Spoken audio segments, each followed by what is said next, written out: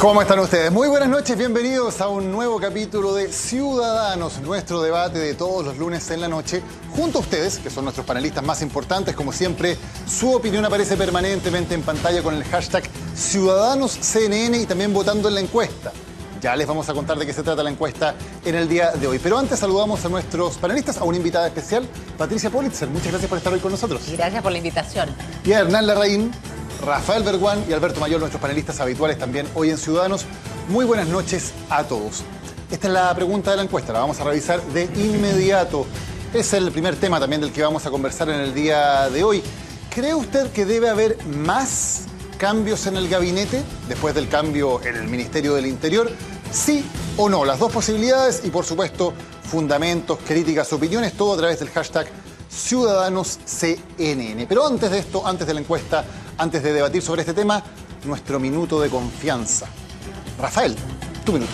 Parto yo. Bueno, estuve viajando durante un par de semanas y tuve la posibilidad de conversar con un montón de gente con distintas visiones, pero expertos en política pública.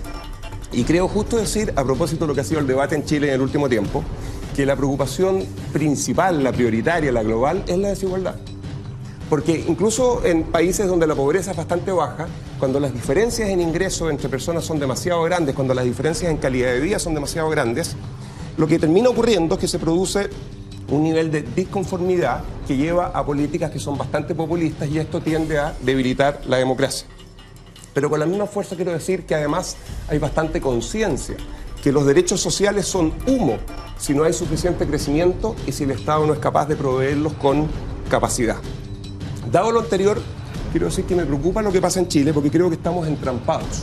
Porque en materia de derechos sociales, la derecha no ha tenido la convicción y la izquierda no tiene las herramientas. Creo que los últimos 2 años lo demuestran. Afortunadamente, se viene una elección presidencial y tenemos una oportunidad para discutir de manera tal de poder ponernos de acuerdo y salir de esta trampa. Gracias, Rafael. Me tomo ahora mi minuto.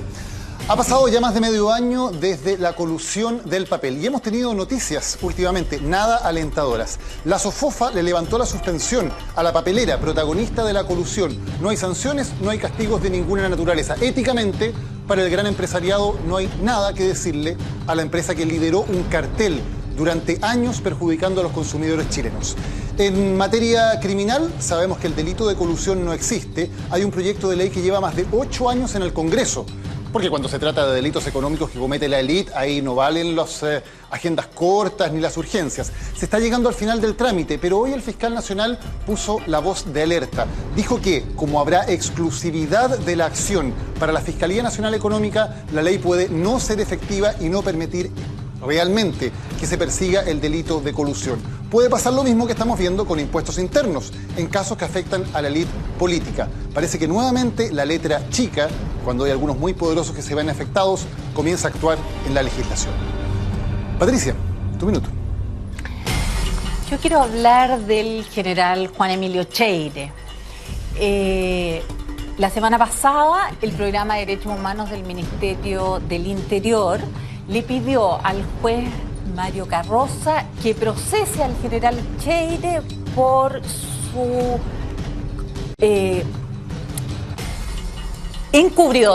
por ser encubridor del secuestro y asesinato de los crímenes de la Caravana de la Muerte en La Serena en 1973. Anoche, en un reportaje de Televisión Nacional, se mostraron testimonios realmente espeluznantes que acusan al general Cheire de tortura y complicidad en estos crímenes. El general Cheire fue muy relevante para la transición y cómo el ejército volvía a sus cuarteles. Él reconoció la responsabilidad del ejército en los crímenes durante la dictadura. Sin embargo, nada de esto lo exime de culpa y responsabilidad si los hechos por los cuales se le acusa son ciertos.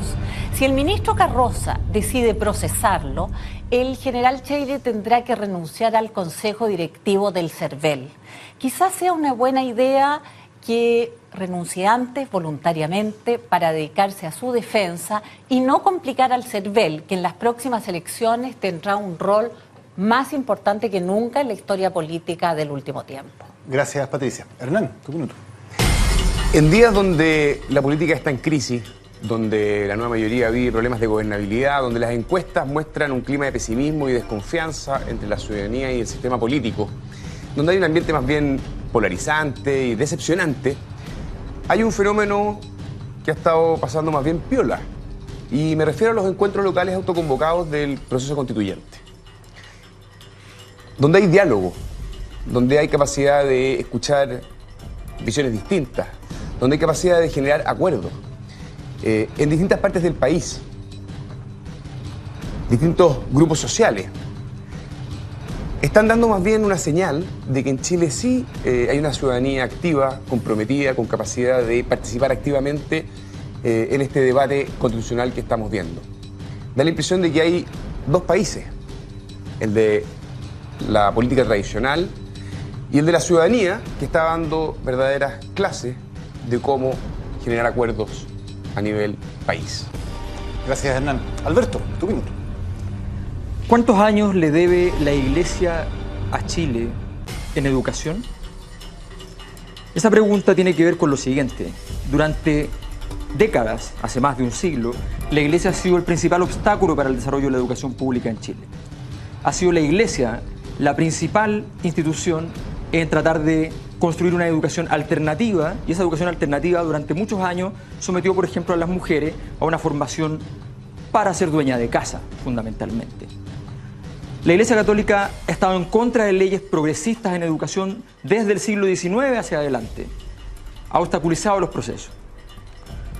Hoy día resulta que tenemos un país con una crisis en la educación. Y hoy día hablamos simplemente, cuando vemos el Cristo roto, de lo grave que resulta que efectivamente alguien vaya y haga ese acto. A mi juicio la pregunta debe ser mucho más profunda. Es evidente que ese acto es una brutalidad. Es evidente, además, más grave, que es una estupidez. Es evidente, pero resulta que son esos mismos que lo condenan hoy día, los que decían que Charlie Hebdo estaba muy bien y que no tenía por qué someterse al imperio de los mahometanos. Tenemos que tener mucho cuidado con lo que estamos diciendo, tenemos que ser consistentes. Y la Iglesia Católica tiene que preguntarse por qué sacó de la política y de la política pública la educación y por qué ha estado durante años obstaculizando ese proceso. Y hoy día es víctima también de la falta de educación. Gracias, Alberto. Vamos a la nota acerca de la semana política con cambio de gabinete incluido y volvemos al debate. La razón fundamental de mi renuncia es que estoy cansado.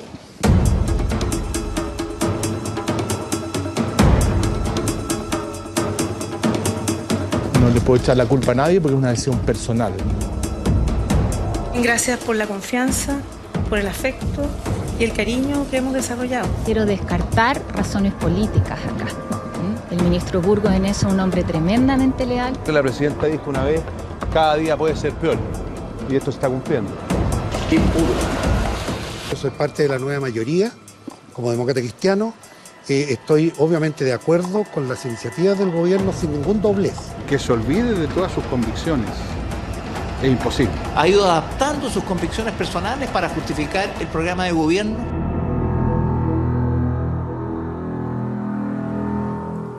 Del cansancio de Burgos a la adscripción al programa sin dobleces de Mario Fernández. Lo dijo exactamente con esas palabras. Viejo ministro, nuevo ministro, ¿en qué quedamos, Rafael? ¿Cambia algo fundamental con lo que ocurrió? No, yo bueno, cansado de que lo ningunearan probablemente, como dijeron varios durante la semana. Mira, una vez es casualidad, 2 veces uno puede decir que es una coincidencia, pero cuando son 3 ya es un patrón. Esta presidenta en sus 2 gobiernos ha tenido hasta este ministro 5 previamente, 5 ministros interiores, 4 de C. Con los 4 tuvo problemas de sintonía fina. Yo no veo por qué en esta ocasión va a ser algo distinto, menos conociendo la historia de este ministro, más allá de las capacidades que dicen que tiene para conversar y para llegar a consensos.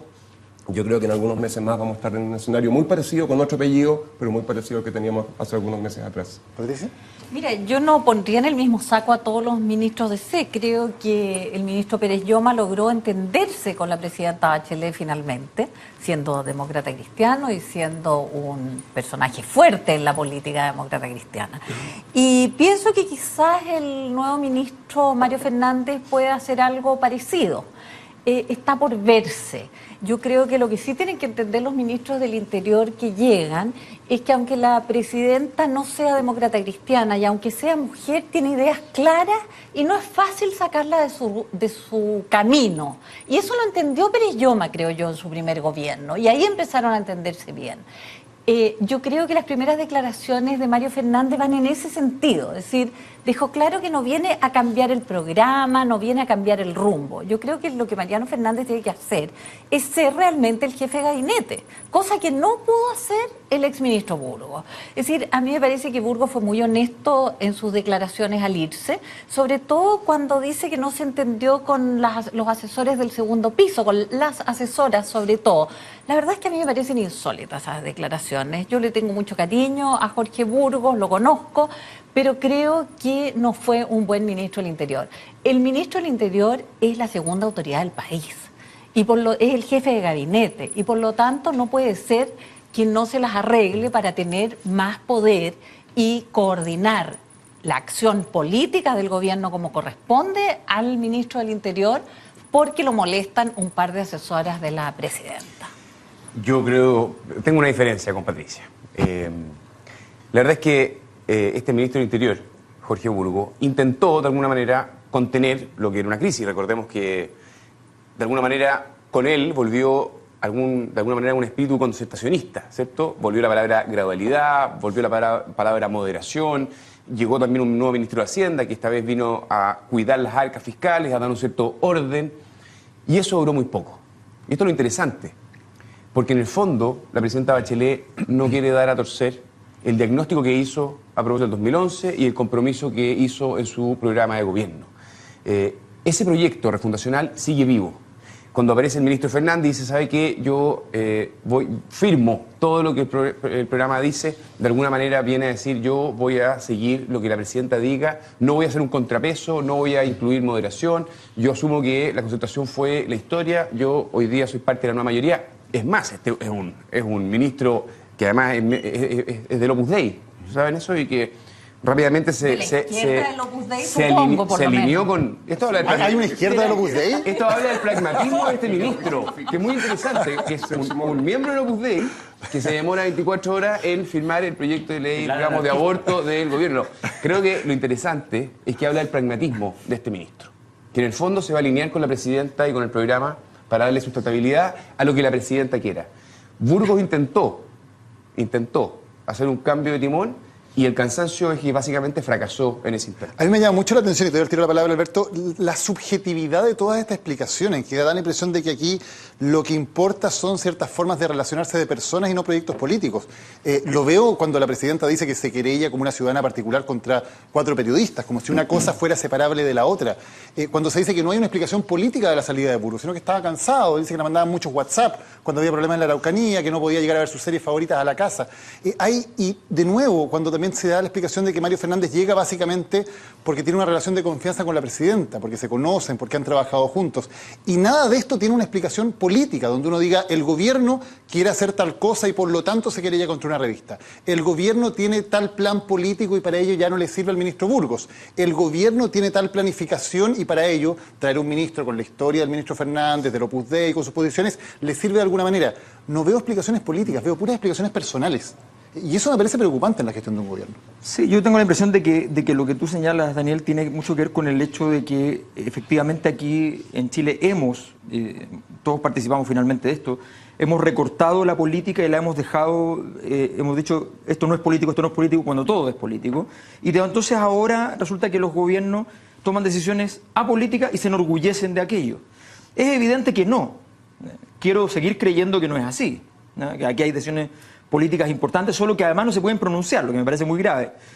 En ese punto yo creo que aquí no hay acuerdo en absoluto respecto al diagnóstico de esta situación, y eso es interesante, porque a mí me parece lo siguiente, me parece que primero Michelle Bachelet trata de consolidar con Peñalillo una especie de bacheletismo, muy debilitado, hay que decir que ese bacheletismo era muy debilitado, con un solo nombre propio, o sea, eso ya por sí habla a las claras, y ese bacheletismo tenía que llevar a cabo las reformas estructurales.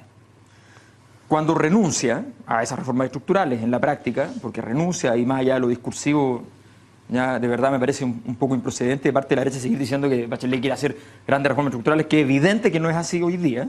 ¿Ya? Pone a Jorge Burgos. Fracasa, estoy de acuerdo, fracasa. Y luego Jorge Burgos viene a poner moderación. Y este es el punto que quiero marcar. También fracasa. También fracasa. Queda peor que Peñailillo. ¿Ya? Entrega al gobierno en peor situación.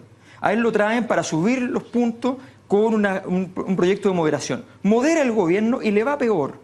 Y deja al gobierno en una crisis más profunda. Y como premio a eso, lo sacan por razones personales, como dice Daniel, y ponen un alter ego. ¿Ya? Ponen una persona que más o menos piensa lo mismo, que tiene más astucia política. Y esa es toda la diferencia hoy día.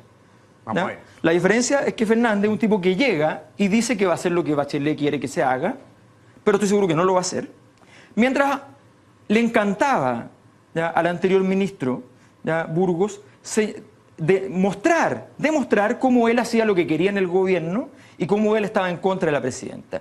Este ministro es muy astuto, es muy inteligente, ¿ya?, y sabe que él llegó, puesto por la DC, porque fue a saludar al partido, por tanto es una señal muy clara de que a alguien que viene de la tercera división política hoy día en la práctica y pasa a la primerísima división, ¿ya?, le debe todo al partido, el partido le dice, bueno, aquí tiene una misión, ¿ya?, y esa misión está muy clara, la DC no se va a perder respecto a las reformas estructurales, la cosa es no solo moderarlas, ojalá anularlas por completo y que quede un titular bonito para la historia, para los libros de historia, pero nada que tenga un impacto mayor. Sí, aquí llegó Mario Fernández, que es la pregunta que pone Alberto, tiene su tesis al respecto.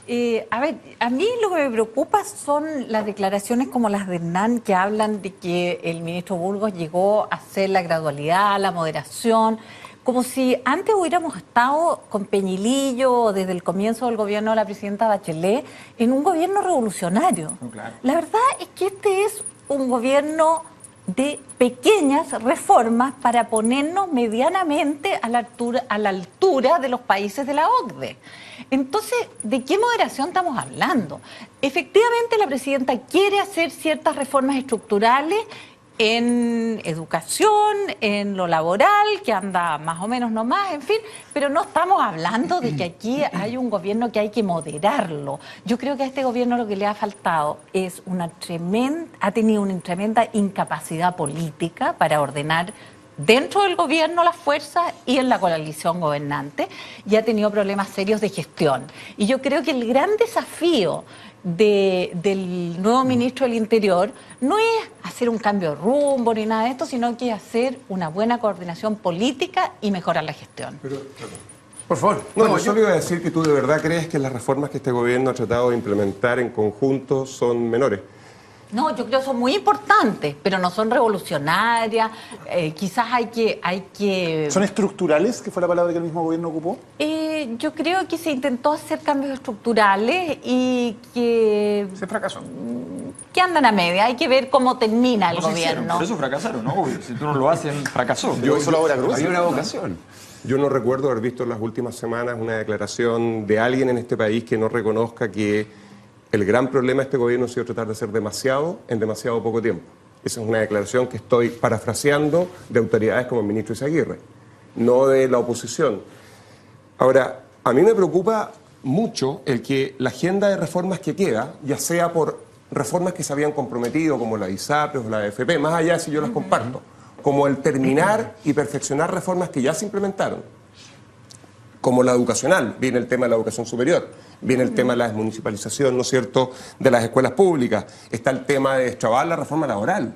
Por Dios que es importante esa reforma en términos de los simbolismos que representa y en términos del impacto que pueden generar para la economía chilena, bueno o malo, durante la próxima década, mucho más allá del tema fiscal. Es el primer desafío del ministro Fernández. Y además, agrego otra más, bueno, por supuesto, dejar avanzado el proceso constituyente, y aquí hay partes interesadas.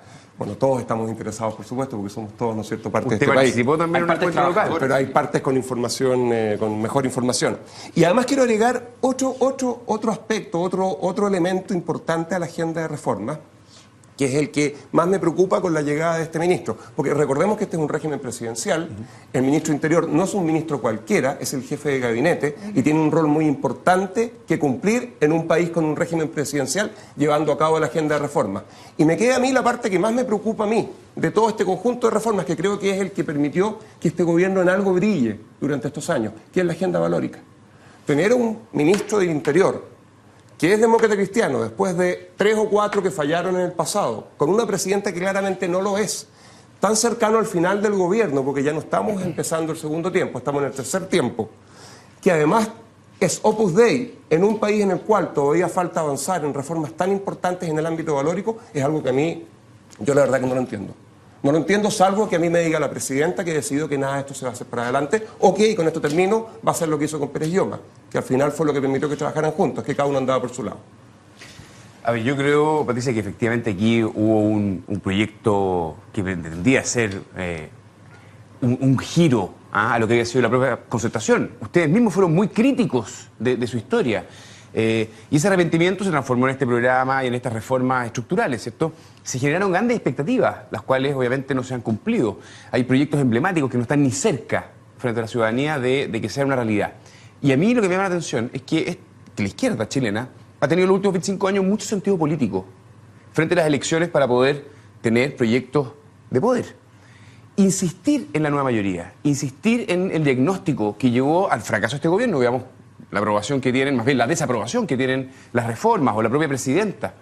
Entonces, este no es un momento para generar un cambio de ruta, de rumbo, de discurso. Y la salida de Burgos es la ratificación del diagnóstico y de la visión de la presidenta Bachelet. ¿Qué pasa con la nueva mayoría y su sentido de poder frente a las elecciones que vienen? ¿Alberto? Sí, a ver, o sea, a mí me llama la atención esta imaginación de una Michelle Bachelet que viene a refundarlo todo y qué sé yo, me parece súper llamativo. Yo investigué apenas llega el gobierno el programa, los textos que estaban asociados a todo ese proceso, los proyectos. La verdad es que estamos hablando de reformas que en titulares eran muy importantes. La educación gratuita que se está haciendo hoy día es subsidio a la demanda, tal como el subsidio a la demanda lo anterior. Se le está poniendo gratuidad, que significa que no es gratuidad, porque la gratuidad en todo el mundo significa desarancelización. No existe un precio. ¿Ya? Aquí tiene un precio y lo paga el Estado. Es un mercado financiado por el Estado. Una locura, nunca ha existido, pero está bien. Pero es eso. Eso no tiene nada que ver con reformas estructurales del tipo de gratuidad. Nada que ver. Entonces yo creo que aquí no nos inventemos cosas. Aquí no se tocó a los bancos que siguen sacando 30% anual. Aquí no se tocó a ninguna de las grandes empresas que siguen con utilidades fantásticas. Eso no ha pasado. ¿Ya? Sería el primero en estar muy feliz porque eso significaría ya una transformación radical del modelo económico y político hoy. Que no tengo duda que va a terminar por acontecer. Pero ese proyecto, ¿tú crees que no aspiraba a no, el proyecto ni siquiera sentido a esa demanda? A ver, si tú quieres hacer ese proyecto, aquí hay una prueba a mi juicio empírica irrefutable. Si tú quieres hacer ese proyecto, ¿ya? No pones en tu gabinete político a 3 de los 4 principales ministros que están en contra de tu proyecto. El ministro Valdés no cree en el proyecto que está comandando. El señor Izaguirre no creyó nunca en el proyecto que estaba comandando, ni en educación ni hoy día como ministro secretario general de la presidencia. ¿Ya? El ministro Burgos y hoy día el ministro Fernández no creen en el proyecto de Michelle Bachelet. ¿Por qué diablos un presidente pondría a 3 de esos 4 principales ministros que van a estar a cargo de llevar a cabo su programa de gobierno, ¿ya? A gente que no lo cree? La razón fundamental es que le importan más los equilibrios políticos que su proyecto. Le importa más haberse dado cuenta que quiso hacer una coalición que iba desde el movimiento estudiantil hasta Luxich, ¿ya? Y que no era fácil, se enteró después. Quizás por la prensa. Entonces, de verdad, ese es el problema. No que si acaso resulta que quisieron hacer mucho y les salió poco, o quisieron hacer poco y les salió mucho. No tiene nada que ver con eso. No tienen capacidad de vertebración política, eso es lo central, y nunca quisieron hacer realmente todo esto porque esto era gatopardismo. Y a ustedes, y el gran error de la derecha, es que a ustedes les convenía. Si Michelle Bachelet triunfaba, si esto funcionaba, la misma élite iba a seguir gobernando. Pero resulta que esto fracasó y no se han dado cuenta ustedes que le dispararon a su salvación. Yo creo que la realidad está entre Alberto y Hernán. Es decir, yo creo que... En un lugar parecido a la Concertación. No, a la nueva mayoría, fíjate, no a la Concertación. Yo creo que a la nueva mayoría. Es decir, lo que tú pides, que la presidenta hubiera hecho un gobierno con las reformas estructurales, con gente que estuviera comprometida 100% y que vamos hacia allá con tutti, no era posible. Porque su coalición gobernante con la cual llegó al gobierno es la nueva mayoría que iba, no sé si desde Luxich, que me parece un poco mucho, hasta el Partido Comunista, ¿ya? Y por lo tanto ahí hay pruebas empíricas para ambas cosas. había que caminar en ese espacio haciendo las reformas más importantes posibles para disminuir la desigualdad, que es el gran desafío que tiene este país, y las reformas en esa dirección creo que no hay nadie que no las apoye. Ahora, que no se han hecho bien, ese es otro tema y es ahí donde yo planteaba el problema de gestión. Pero también alguien puede estar en contra de la reforma, digamos, es perfectamente legítimo, ¿no? Da la impresión de que muchas personas pueden estar de acuerdo con el diagnóstico y luego se presenta una batería de acciones y fracasan. Entonces, ¿por qué ese grupo de personas realmente va a tener la capacidad de solucionar el problema que, según él o ellos, o ella más bien, es el gran problema de Chile? Yo creo que la pregunta que hay que hacerse a continuación, en forma fría, la plantea, de hecho, Jorge Correa Sutil en una entrevista este fin de semana. ¿Es viable la nueva mayoría de aquí en adelante? La impresión, y él de alguna manera da algunos indicios, es que tiene que preguntarse por su sentido de proyección futura y no seguir repitiendo, obviamente, un diagnóstico y una gran batería de cosas que fracasaron. Entonces, y yo me hago cargo de la pregunta de Alberto. Yo creo que al contrario, lo que hemos estado desde la centro-derecha, desde Chile vamos diciendo, es: presidenta, se equivocó en el diagnóstico, se equivocó en las propuestas que hizo y además en la ingeniería de detalle fue un desastre. Entonces, asuman cuanto antes ese error. Si van a insistir, más oportunidades para que la centro-derecha vuelva a ser mayoría, vuelva al Ejecutivo y seamos efectivamente una alternativa de gobierno. ¿Y qué más quieren? Si ya retrocedió, ya les entregó todo, hizo la reforma que ustedes querían, la tributaria, en la que ustedes querían, la reforma educacional, la verdad es que no se parece en nada al proyecto original, que no se parece en nada a las demandas sociales que se hicieron, ¿ya? Y resulta que, ¿cuál es el punto? O sea, ¿qué es lo que quisieron ustedes? ¿Que anulara todo? ¿Que volviéramos al 2005? O sea, esa es su propuesta, a mí me llama la atención como propuesta política, me llama la atención que la derecha vaya y lo que diga, por eso la derecha está como está, por eso los empresarios ya no hablan ni con la derecha, van a la DC directo, ¿no? O ya no van a ninguna parte, porque tampoco se pueden hablar, porque los pillan juntos y ya la foto es mala. Pero está diciendo súper injusto, está diciendo injusto. Aquí, ¿Con quién? No. ¿O con cuántos? Con el país todo. Ah, bueno. Mira, sí. Mira, yo creo que, tratando de ser justo con este gobierno, esta presidenta empezó el año 2006 una agenda de reformas sociales que la derecha nunca estuvo dispuesta a impulsar. Ese es un hecho de la causa. Y a mí me gusta recordar el caso del pilar solidario en la reforma previsional, que es algo que a esta altura puede y en la parecer... de salud, pilar solidario en la salud también fue rechazado en el auge. Pero mira, en el caso de las AFP, este país antes de la reforma previsional del 2008 no tenía un pilar solidario que tuviera un monto que permitiera ni siquiera un par de días sobrevivir. Y a esta altura puede parecer evidente que eso es algo que tiene que ser parte de un sistema como el que tenemos en Chile, y sin embargo en ese momento gente que yo conozco y respeto planteaba que si se avanzaba en esa dirección el sistema se iba a caer. Bueno, la verdad que no es así, y la verdad que nosotros tampoco inventamos nada ni revolucionamos nada, porque simplemente implementamos lo que otros países que habían copiado el sistema de FP después y habían aprendido de nuestros errores, habían implementado un pilar solidario. Y en línea con eso, esta presidenta fue avanzando, poniendo un piso que después el gobierno de Sebastián Piñera también tomó en su programa y trató de complementar con otras políticas, con esta cosa de las seguridades, ¿no es cierto?, y las oportunidades. Entonces, yo creo que esta presidenta ha hecho algo importante en materia de políticas públicas sociales, poniendo un piso que hace pocos años atrás era absolutamente inaceptable en muchas personas importantes de este país y que hoy día todos, casi de manera, ¿no es cierto?, al unísono, reconocen como algo importante. Pero déjame decir una cosa más para parar.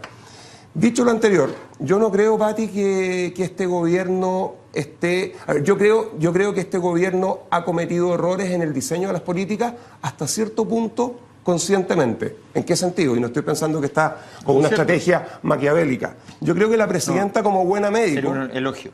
Y aquí, bueno, no soy psicólogo, pero creo que la presidenta ha decidido que tiene que avanzar bastante. Y yo creo que ella siente que ha avanzado mucho, a pesar de lo que tú dices, reformando un número importante de cosas, algo que al final del día en la realidad práctica te demuestra que es imposible hacer en un periodo corto de tiempo, más preocupada de avanzar lo suficiente para que después no puedan ser revertidas que de hacerlas bien. Y me imagino que lo que está pensando es que un futuro gobierno no va a tener la capacidad de revertir estas malas reformas y va a tener simplemente que perfeccionarlas. Yo creo que esa es la estrategia que ella ha seguido. Yo creo que es peligrosa.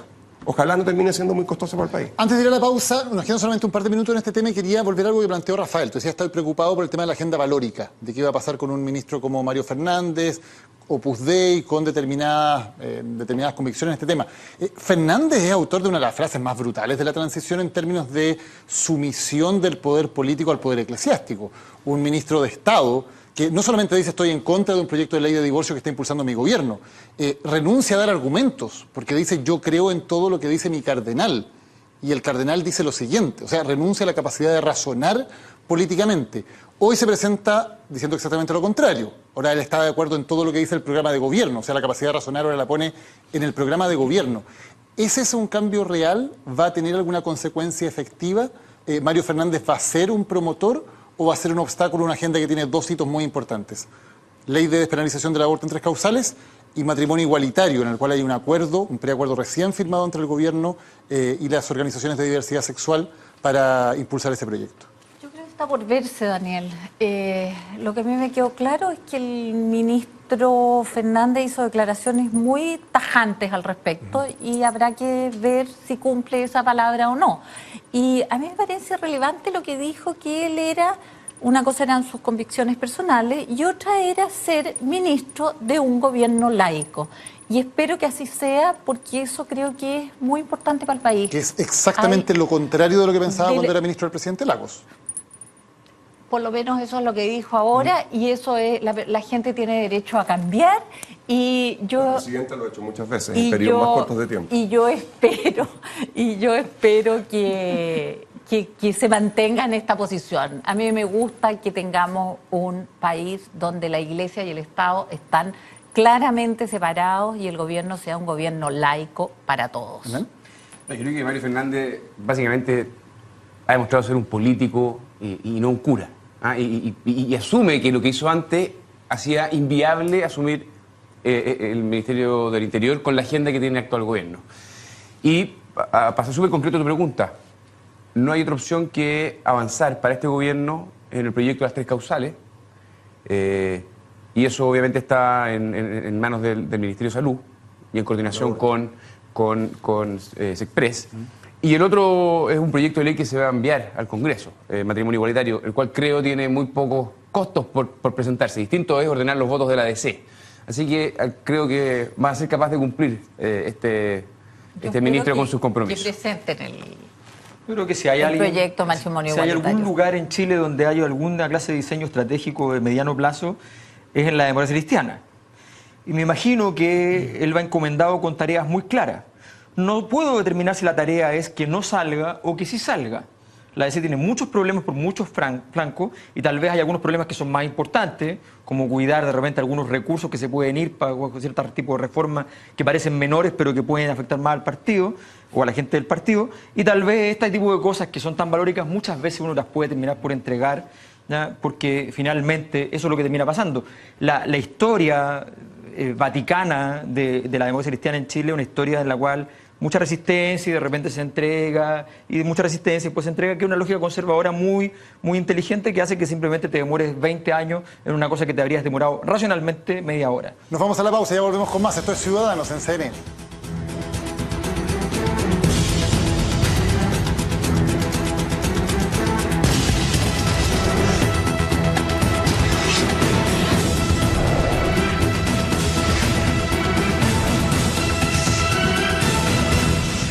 Estamos de vuelta con Ciudadanos, el mundo conmocionado por la peor masacre ocurrida en Estados Unidos desde los atentados contra las Torres Gemelas.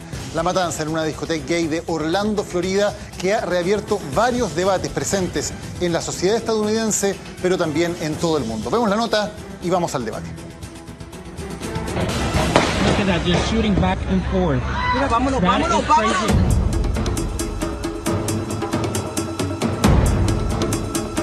Era un disparo tras otro, el tiroteo pudo haber durado toda una canción. Es uno de los más terribles días en la historia de Orlando. Sabemos lo suficiente como que esto fue un acto de terrorismo y un acto de odio. Omar Sadiki Matin, quien fue el atacante en este club nocturno homosexual. No apruebo lo que hizo. Lo que hizo fue un acto de terrorista completamente. ¿Por qué aceptamos personas que apoyan el odio violento? Si el FBI te está investigando por presuntos vínculos terroristas, no deberías ser capaz de comprar un arma de fuego sin que te hagan alguna pregunta. Es un ataque contra la condición humana, contra la diversidad. Tenemos una mezcla de tristeza con miedo también. Al menos 3 debates muy conflictivos abiertos a raíz de esto. El tema de la posesión de armas en Estados Unidos, donde sabemos que hay un lobby muy poderoso para que no haya ningún tipo de restricción a la venta libre de armas de guerra a civiles. En segundo lugar, las propuestas de Donald Trump, que ha reiterado sobre el tema de prohibir el ingreso a los musulmanes a su país. Y también el tema de la homofobia, abierto, por cierto, no solamente en Estados Unidos, sino que en todo el mundo. Y lamentablemente, si uno agarra la experiencia reciente en Estados Unidos, los últimos 10 años, uno solo puede predecir que no va a cambiar nada. Durante la última matanza, que es la de Connecticut, ¿se acuerdan? Cuando murieron 20 niños de un jardín infantil y 6 adultos más, creo, que trabajaban en el lugar. El día siguiente, esto es una coincidencia, se discutía en el Congreso un proyecto de ley que lo que buscaba era restringir al menos las armas de asalto, así las llaman, ¿no es cierto? Estas armas de guerra. Y se rechazó. Se rechazó un proyecto de ley un día después del, hasta ese momento, uno de los 2 o 3 peores, ¿no es cierto?, crímenes, matanzas en la historia de Estados Unidos, con 20 niños muertos.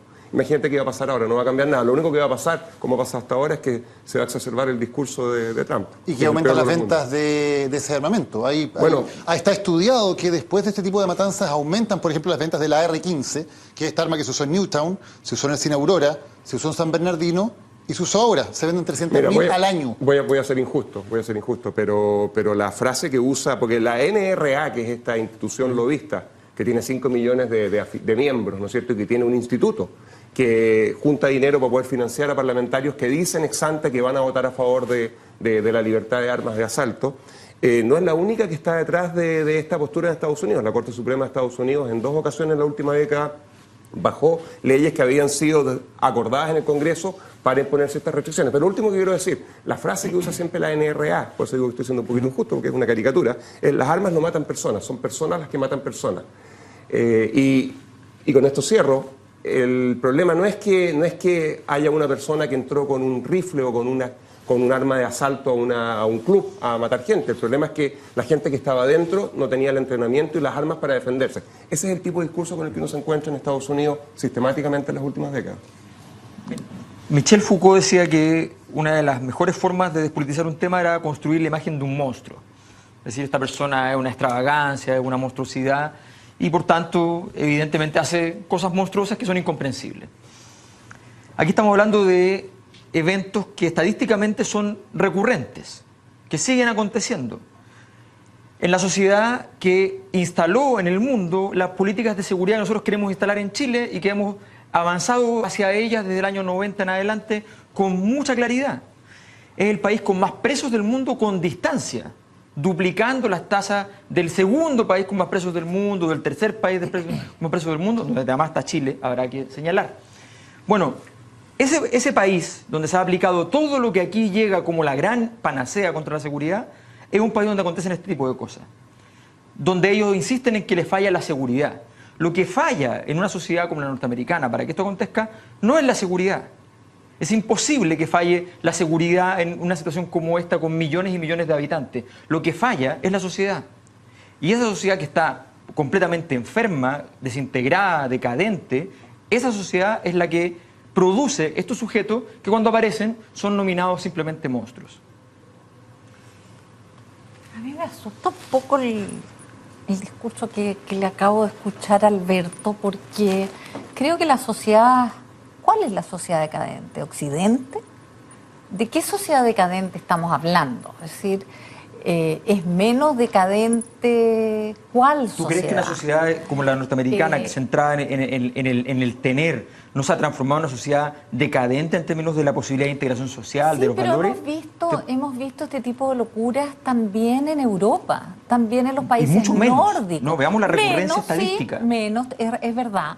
Pero yo creo que más que demonizar a los Estados Unidos, que yo comparto probablemente bastante el análisis tuyo respecto a Estados Unidos, su individualismo, su falta de organización social, etcétera, pero creo que estamos ante un problema más complejo, que no solo afecta a Estados Unidos, sino que a buena parte del mundo occidental, a Europa, y creo que vivimos en un mundo que a mí por lo menos me preocupa, donde cunde el miedo, cunde la polarización, cunde la desesperanza, y por lo tanto esa situación que es más global y no solo de Estados Unidos, a mi juicio es caldo de cultivo no solo para estos lobos solitarios, no solo para extremismos raros, sino que sobre todo para posiciones políticas extremas, donde rápidamente se pierde la libertad, donde rápidamente se pierde la posibilidad de respeto al otro porque se le demoniza, como puede ocurrir con los musulmanes en Estados Unidos. Es decir, creo que estamos viviendo un tiempo difícil y no quiero ni imaginarme lo que puede ser Estados Unidos y el mundo con un gobierno de Donald Trump, a quien creo lo que ocurrió en Estados Unidos hace 48 horas favorece muchísimo.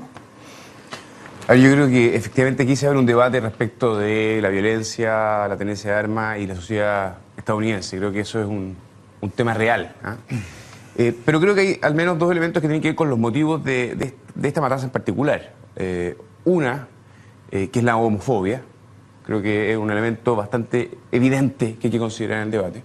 Y el segundo, este actor solitario que, según la información que habría hasta ahora, no estaría siendo digitado, ¿cierto?, internacionalmente por una organización terrorista, pero sí habría, ¿cierto?, declarado públicamente que él estaba bajo la bandera del ISIS, ¿de acuerdo? Creo que hay efectos muy delicados respecto de cómo va a reaccionar Estados Unidos y particularmente yo creo que hacerme cargo de lo que decía recién la Patricia, de la elección presidencial. Yo creo que desgraciadamente esto le cae muy bien a Donald Trump.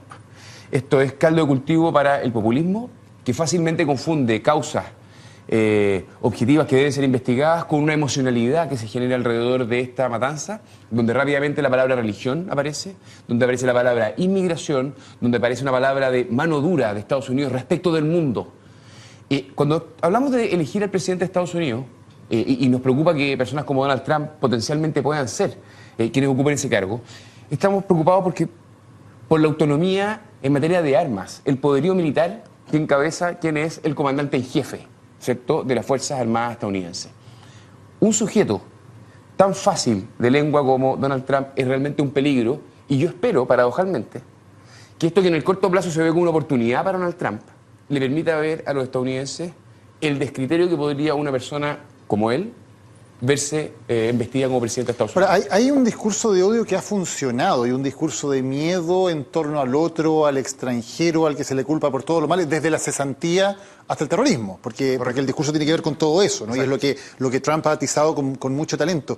Y en el momento en que ocurren, de hecho, los atentados en Florida, él casi inmediatamente comienza a postear en Twitter, yo tenía razón. La gente me está felicitando porque dicen que yo tenía la razón. Y Obama estaba equivocado, y Obama debería renunciar, es más, le pedía la renuncia al presidente de Estados Unidos. Entonces, hay un aprovechamiento muy claro que además tiene muy poco que ver con lo que efectivamente ocurrió, porque Trump dice, esto demuestra que hay que prohibirle el ingreso a los musulmanes a Estados Unidos.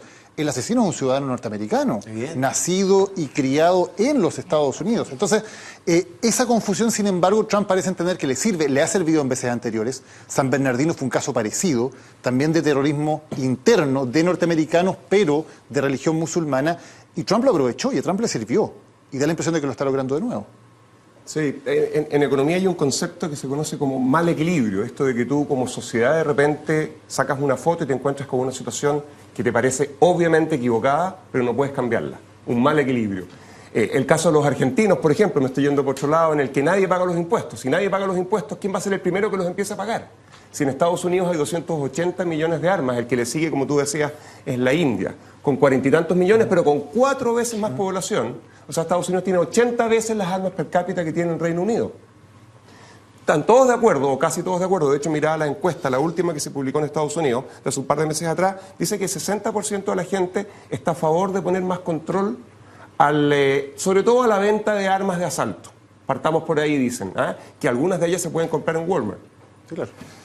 Entonces, estamos en un país en el que hay 280 millones de armas. ¿Quién es el primero que la entrega? Sin embargo, 60% de la población está en contra. Solamente 15% de la población norteamericana, y voy a hacer el último comentario relacionado con lo que está pasando en Chile a propósito de la plata para financiar campañas y legislación. Solamente 15% de la población norteamericana estaría a favor de mantener las leyes de porte de arma tal cual están hoy día en Estados Unidos, 15 contra 60. Sin embargo, ese 15% pone 10 veces más plata en el Congreso en términos absolutos que el 60% anterior.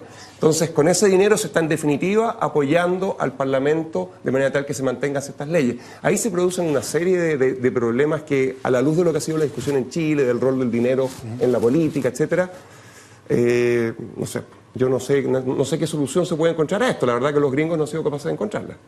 O sea, los gringos han repetido siempre las mismas fórmulas, por eso insisto, aquí hay una teoría sobre la seguridad, sobre la seguridad y sobre cómo debe funcionar una sociedad que ha fracasado y lo único que han hecho es invertir más en lo mismo.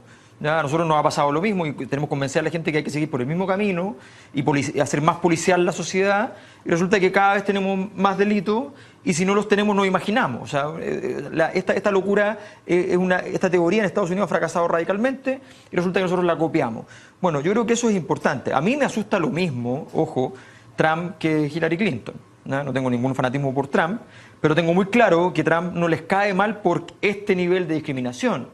¿Ya? Les cae mal básicamente porque Wall Street lo detesta, porque básicamente el gran empresariado norteamericano está muy complicado con la figura de Trump. Si no, han habido muchos candidatos presidenciales norteamericanos. El mismo Bush anteriormente era bastante parecido en sus visiones de discriminación y la verdad es que a nadie le preocupaba porque Wall Street le había dado la venia.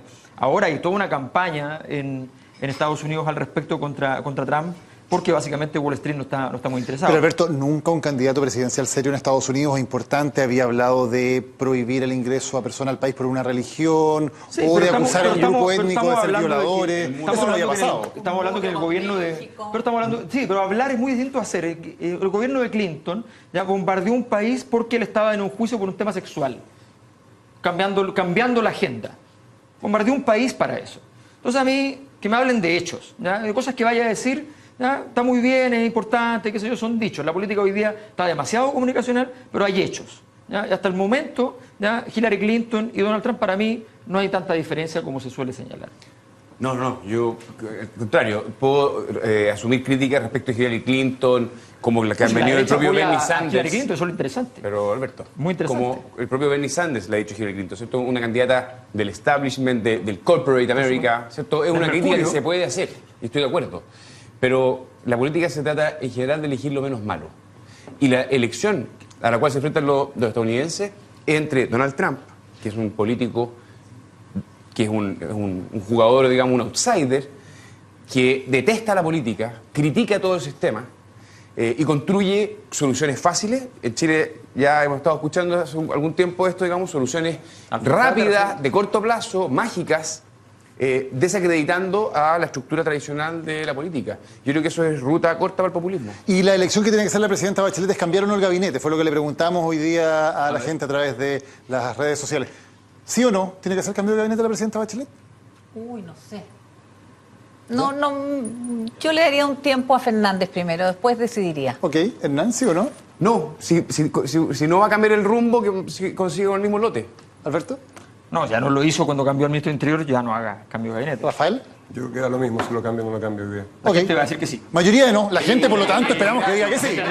Siguiendo la lógica de Ciudadanos, veremos si se da nuevamente la tónica. Este es el resultado de nuestra encuesta. Tiene que haber un cambio de gabinete. 82% dice que sí. 82% dice que sí. Señores, una vez más se ha mostrado la desconexión entre este panel y la ciudadanía, como cada día lunes. ¡Qué horror, qué horror! Casi siempre. ¿Alguna vez parece que hubo acuerdo, ¿ah? Una que hubo como un 52%. Sí, algo logramos. Pero fue la excepción que confirma la regla. Nuestros televidentes quieren cambio de gabinete. Ya, 82% dijeron que sí. Muchas gracias por haber votado, por haber opinado en Ciudadanos. Muchas gracias a todos ustedes también por haber participado hoy y que tengan muy buenas noches.